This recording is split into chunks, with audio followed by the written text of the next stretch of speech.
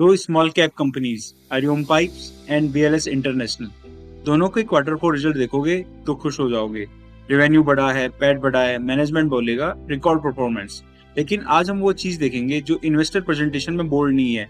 हरिओम के लिए एक नंबर है जो उनकी पूरी ग्रोथ स्टोरी को क्वेश्चन में डाल सकता है। बीएलएस के लिए एक सेगमेंट है जो साइलेंटली दब रहा है और कोई बात नहीं कर रहा है। तो शुरू करते हैं डेटा से सीधा। चलो शुरुआत करते हैं हरिओम इंडस्ट्रीज से। पहले सर्विस स्टोरी समझते हैं जो प्रेजेंटेशन में बड़ी बड़ी जगह दिया गया है।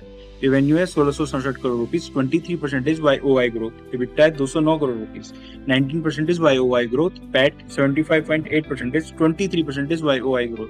क्वार्टर 4 में तो ये और अच्छा है। Revenue 507 crore rupees, 27% up. PAT है 30.2 करोड़ रुपीस, एक साल में 75% jump. Sales volume 2.89 lakh metric ton, 18% growth. EBITDA per ton था 7,246 जो FY22 में था 8,523, लेकिन स्टेबल है। वैल्यू एडेड प्रोडक्ट का share 96% of total volume, FY21 में सिर्फ 40% था। ये जेन्युइनली इंप्रेसिव है। ऑपरेटिंग कैश फ्लो है 192 करोड़ रुपीस, 92% इबिटा कन्वर्जन और डेट इक्विटी रेशियो 0.54 कंट्रोल्ड है। तो भाई सरफेस पे सब कुछ ठीक लग रहा है। अब वो चीज देखते हैं जो प्रेजेंटेशन से छुपाई नहीं लेकिन हाईलाइट भी नहीं है। तो चलिए देखते हैं। मैं बात कर रहा हूँ इबिटा मार्जिन ट्रेंड की। FY22 में मार्जिन था 13.03%, FY25 में था 12.93% एंड FY26 में 12.56%। इबिटा मार्जिन 4 साल में कोई एक्सपेंशन नहीं। यार कंपनी 4 साल में रेवेन्यू 431 करोड़ से 1667 करोड़ हो गई है, नियरली 4x। इबिटा 56 करोड़ से 209 करोड़, नियरली 4x। लेकिन मार्जिन वहीं के वहीं है, 12 से 13% की बैंड में stuck.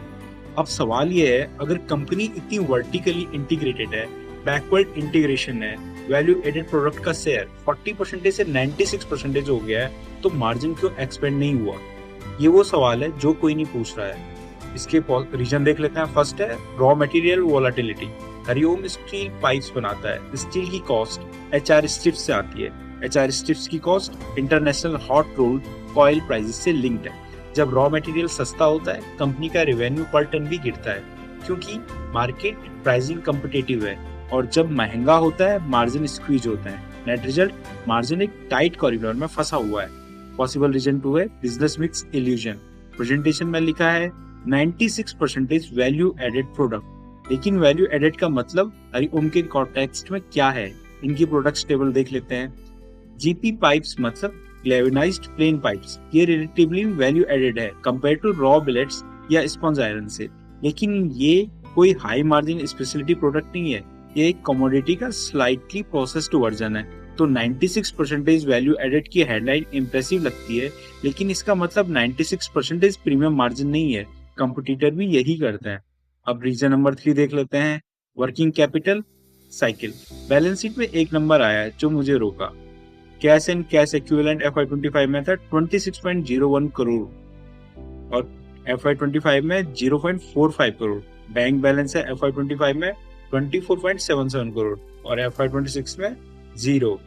Operating cash flow 192 crore था, लेकिन कैश बैलेंस नियरली 0। क्यों?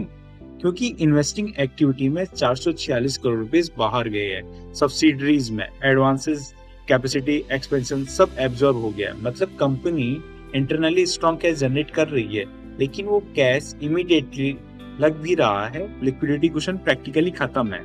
करंट रेशियो 1.67 जो कि टेक्निकली ठीक है, लेकिन इतना कैश बेरली होना और करंट बोरोइंग 231 करोड़ होना एक टाइट सिचुएशन है। तो रियल रिस्क क्या है? अब वो चीज जहां हरिओम का कैश डाइवर्ट हो रहा है। Hariom power and energy private limited HPEPL 60 megawatt solar power project Maharashtra MSEDCL के साथ PPA और LOA। Equity infuse 22.90 crore rupees, advance given 38.85 crore rupees, land acquired 123 crore versus total requirement 210 acres. Working capital 0.89 crore, total capital out of core business 61 plus crore rupees. Commercial operation date next 1 month में expected है for 2 project of 5 megawatt each. ये presentation मई 2026 की है। भाई ये जो solar bat है ये कोर बिजनेस से बिल्कुल अलग है। हरिओम एक स्टील पाइप्स मैन्युफैक्चरर है। उनका कॉम्पिटिटिव एडवांटेज बैकवर्ड इंटीग्रेशन में था। थिन स्किन्ड प्रोसेसिंग में है, डीलर नेटवर्किंग में है। सोलर पावर जनरेशन एक अलग गेम है। लैंड एक्वाजिशन चैलेंजेस, MSDVCL के साथ payment cycle, execution risk, weather dependency और 61 प्लस करोड़ ऑलरेडी बाहर गए हैं इस सब्सिडरी में 60 मेगावाट प्रोजेक्ट पूरा होने में, और काफी कैपिटल लगेगा। क्या ये कैपिटल एलोकेशन सही है? ये मेरी ओपिनियन नहीं है, ये वो सवाल है जो डिसिप्लिन इन्वेस्टर को पूछना चाहिए। अगर सोलर प्रोजेक्ट डिले लेते हैं या एग्जीक्यूशन इश्यू आते हैं तो ये एक मीनिंगफुल स्टैंड बन सकता है एक कंपनी पर जो खुद 0.45 करोड़ कैश पर बैठ रही है। तो फेयर असेसमेंट क्या है? देखिए, हरिओम पाइप बहुत अच्छी कंपनी है स्मॉल कैप में और अभी काफी अच्छे वैल्यूएशन पे भी है, पर हमें ऑलवेज रिस्क भी देखना चाहिए। अब चलिए बैलेंस करते हैं। मैं ये नहीं बोल रहा हूँ कि हरिओम में प्रॉब्लम है, मैं ये बोल रहा हूँ कि ये चीजें ब्लाइंडली सेलिब्रेट हो रही हैं, उन्हें क्लोजली देखिए तो जेन्युइनली अच्छा क्या है वो देख लेते हैं। ROC है 20.7%। कैपिटल इंटेंसिव स्टील बिजनेस के लिए ये बहुत हेल्दी वर्किंग कैपिटल साइकिल है। 128 डेज FY25 में, 99 डेज FY26 में। Real improvement, MS tubes capacity 1,32,000 MTPA से बढ़कर हो गई है 2,60,000 MTPA इन FY26। वॉल्यूम रनवे स्ट्रॉन्ग है। पैट CAGR FY22 से 26 से 24%। कंसिस्टेंट कंपाउंडर है। FY27 में 30% वॉल्यूम CAGR गाइडेंस है। Infrastructure spending, housing, solar sector demand Tailwind real है। तो स्टोरी ये है, हरिओम एक सॉलिड रीजनल स्टील प्रोसीजर है जिसके पास जेन्युइनली ऑपरेशनल एडवांटेज है, लेकिन इसको एक premium margin high growth tech like compounder की तरफ प्राइस करना गलत होगा। मार्जिन एक्सपेंशन के बिना ये एक वॉल्यूम ड्रिवन स्टोरी है और वॉल्यूम स्टोरीज इंफ्रास्ट्रक्चर साइकिल के साथ चलती है, उनके अगेंस्ट नहीं।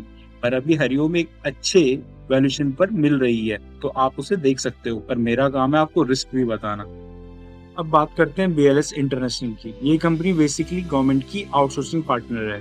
वीजा प्रोसेसिंग, पासपोर्ट सर्विसेज और अब डिजिटल सिटीजन सर्विस भी। FY26 के नंबर हेडलाइंस में बहुत इंप्रेसिव है। Consolidated revenue 2,998 crore rupees, 36.7% up. Net cash है 1,434 crore rupees. FY22-26 EBITDA CAGR है 66% और रेवेन्यू CAGR है 37%। 46 clients, government, 80 plus countries, 490 million application processed till date। FY26 में भी बड़े कॉन्ट्रैक्ट मिले हैं।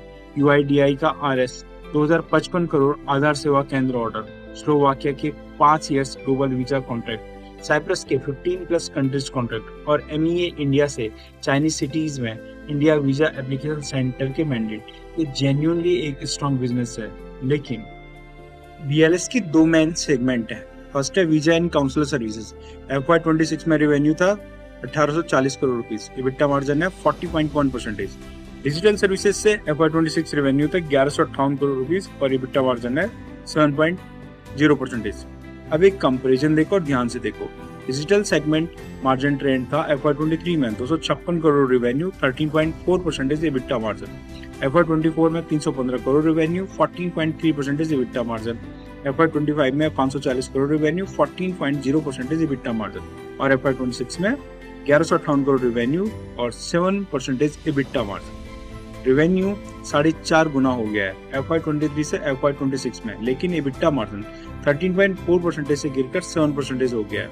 एब्सोल्यूट EBITDA बढ़ा है 34 करोड़ से 81 करोड़, पर रेवेन्यू 256 करोड़ से 1158 करोड़ हो गया है। 4.5 गुना ग्रोथ पे सिर्फ 2.4 गुना EBITDA ग्रोथ, मतलब स्केल के साथ मार्जिन इंप्रूव नहीं हो रहा है, उल्टा श्रिंक हो रहा है।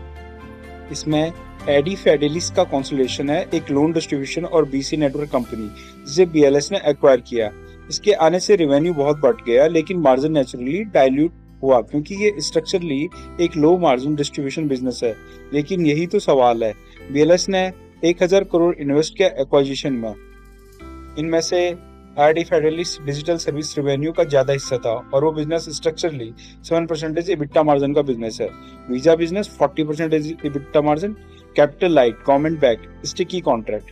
Digital business 7% EBITDA margin, high competition, price pressure और मल्टीपल प्लेयर। तो सवाल ये है, क्या BLS अपना प्रीमियम वीजा बिजनेस का वैल्यूएशन को जस्टिफाई करने के लिए डिजिटल में पोरिंग कैपिटल कर रहा है, जब डिजिटल का इकोनॉमिक्स फंडामेंटली अलग है। बैलेंस शीट में मैं एक नंबर है जिसे जूम इन करना चाहता हूँ। Goodwill 1212 crore FY26 versus 1025 crore FY25। Goodwill क्या होता है? जब तुम किसी कंपनी को उसकी बुक वैल्यू से ज्यादा में खरीदते हो, वो एक्स्ट्रा पेमेंट गुडविल बन जाती है बैलेंस शीट पर। इसका मतलब है बीएलएस ने एक्वाजिशन में जो कैपिटल लगाया उसमें से 1212 करोड़ वो प्रीमियम था जो उन्होंने चुकाया टेंजिबल एसेट के ऊपर।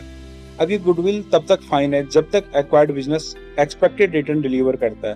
अगर कोई एक्वायर्ड बिजनेस अंडर परफॉर्म करता है, गुडविल इम्पेयरमेंट आ जाती है, जो एक नॉन कैश हिट है पर शेयर होल्डर्स की इक्विटी को डायरेक्टली रिड्यूस करता है। डिजिटल सेगमेंट की डिक्लाइनिंग मार्जिन और एडिफिडल्स के इंटीग्रेशन को देखो, ये रिस्क रियल है, हाइपोथेटिकल नहीं है। मैं ये नहीं बोल रहा हूँ कि इम्पेयरमेंट होगी, मैं ये बोल रहा हूँ कि 1212 करोड़ की goodwill on 2422 crore equity base एक मीनिंगफुल ओवरहैंग है जो मार्केट जनरली इग्नोर करता है जब मोमेंटम स्ट्रांग हो। तो चलिए अब फेयर असेसमेंट कर लेते हैं। अब वो चीजें जो बीएसएल को जेन्युइनली डिफरेंशिएट बनाती है और जो मुझे पर्सनली इंप्रेसिव लगती है, वीजा बिजनेस का मूड समझना जरूरी है। ये सिर्फ एक सर्विसेज कंपनी नहीं है, ये गवर्नमेंट की ऑपरेशनल पार्टनर है। एक बार जब बीएलएस किसी गवर्नमेंट के साथ कॉन्ट्रैक्ट साइन करता है, उन्हें बायोमेट्रिक इंफ्रास्ट्रक्चर सेटअप करना है, सिक्योर सर्वर कनेक्ट करना है, स्टाफ ट्रेन करना है, एप्लीकेशन फेसिंग प्रोसेस ओन करनी है, स्विचिंग कॉस्ट इनॉर्मस। कोई गवर्नमेंट 3 से 5 साल में अपना इंटायर वीजा इंफ्रास्ट्रक्चर नए प्रोवाइडर को नहीं देगा, इसलिए contract renew rate extremely high है। स्पेन कॉन्ट्रैक्ट रिन्यू हुआ है, इंडिया अटेस्टेशन कॉन्ट्रैक्ट रिन्यू हुआ है, स्लोवाकिया का नया ग्लोबल कॉन्ट्रैक्ट मिला है। वीजा एबिटा मार्जिन FY22 में था 14.6% और FY26 में 40.1%, nearly 3x expansion in last 4 साल में। सेल्फ मैनेजर मॉडल शिफ्ट का रिजल्ट है। Negative working capital, fees collected upfront, services बाद में deliver, zero receivable from embassies और मिशन। ये एक ड्रीम बिजनेस मॉडल है। नेट कैश है 1434 करोड़ रुपीस, ROE है 29.4% इन FY26 और पाइपलाइन देखते हो UIDAI के 2055 करोड़ का ऑर्डर, बिहार गवर्नमेंट का 100 करोड़ आधार इनरोलमेंट प्रोजेक्ट। FY27 में UIDAI एग्जीक्यूशन स्टार्ट होगी, डिजिटल सेगमेंट रेवेन्यू और बढ़ेगा, पर मार्जिन तब ठीक होंगे जब एडिफिडलिस इंटीग्रेशन मैच्योर होगा। तो आज की 2 स्मॉल कैप कंपनीज की समरी देख लेते हैं। दोनों कंपनीज के अगर आप प्रॉफिट ग्रोथ और रिवेन्यू ग्रोथ पिछले 4 साल का देखोगे तो बहुत शानदार है। जैसे हरिओम पार्क का ROCE 20.7% है, वर्किंग कैपिटल साइकिल 99 डेज है, कैपेसिटी एक्सपेंशन कंप्लीट हो चुका है, value added mix genuinely improve हुआ है और रिवेन्यू 4 साल में 4x ग्रो हुआ है। पर हरिओम पाइप में मार्जिन की प्रॉब्लम है जो 12 to 13% के बीच में स्टक पड़ा हुआ है। कैश 26 करोड़ से घटकर 0.45 करोड़ पर आ गया है। सोलर सब्सिडरी में कंपनी ने 61+ करोड़ का बेट लिया है। कोर बिजनेस से बिल्कुल अलग डायरेक्शन है, तो इसमें FY27 में वॉल्यूम डिलीवरी देखनी पड़ेगी सोलर वाले काम की। BLS international visa EBITDA margin 14.6% से 40.1% तक आ गया है। Negative working capital model, 1434 crore का कैश पड़ा हुआ है, कॉन्ट्रैक्ट मॉडल एक्सेप्शनल है, स्विचिंग कॉस्ट इनॉर्मस है, UIDAI से 2055 करोड़ का ऑर्डर मिला हुआ है, massive near term revenue catalyst है। और नेगेटिव क्या है, जो डिजिटल सेगमेंट में जहां कंपनी लोन दे रही है वहां मार्जिन 13.4% से घटकर 7% हो गया है। Goodwill 1212 crore rupees, 32% of total asset. एक्वाइजिशन के बाद इंटीग्रेशन क्वालिटी अभी इंप्रूव करनी है, तो इसको देखते रहिएगा। और लास्ट में, मैं कोई सेबी रजिस्टर्ड नहीं हूँ या कोई बाय और सेल के रिकमेंडेशन नहीं देता हूँ। मैं कुछ कंपनियां पढ़ता हूँ जो आपके साथ शेयर करता हूँ। ये सिर्फ एक एनालिसिस है, तो आपको अपना रिसर्च खुद करना है, इन्वेस्टर प्रेजेंटेशन के अंदर जाना है, नंबर्स के नीचे देखना है और वो सवाल पूछना है जो कोई बोलता नहीं है। अगर ये चीज वैल्यूबल लगी है तो चैनल सब्सक्राइब कीजिए और कमेंट में बताओ कौन सा एंगल मिस किया मैंने, सच में पूछ रहा हूँ। Thank you.